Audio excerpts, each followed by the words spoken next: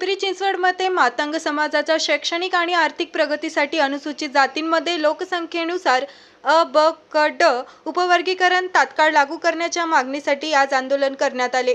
लोकनेते युवराज दाखले यांच्या नेतृत्वाखाली झालेल्या या आंदोलनात मातंग समाजातील विविध संघटनांनी सहभाग घेत तहसीलदारांना निवेदन सादर केले।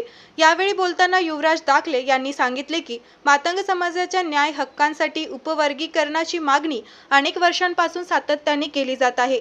सर्वोच्च न्यायालयाचे माजी न्यायमूर्ती भूषण गवई यांनीही महाराष्ट्रातील मातंग समाजातील सर्व पोटजातींना न्याय मिळावा यासाठी उपवर्गीकरण आवश्यक असल्याचे मत व्यक्त केले आहे।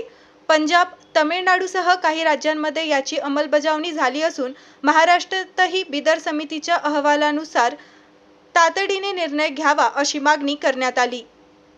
याशिवाय सोशल मीडियावर महापुरुषांबाबत आक्षेपार्ह पोस्ट करणाऱ्यांवर कठोर कारवाई, आरटीचे मुख्यालय हाफकिन महामंडळाच्या जागेवर उभारणे, राजमाता अहिल्यादेवी होळकर यांचा पूर्णाकृती पुतळा उभारणे आणि डॉक्टर बाबासाहेब आंबेडकर स्मारकाबाबत धमकी देणाऱ्यांवर तातडीने कारवाई करण्याची मागणी निवेदनातून करण्यात आली आहे।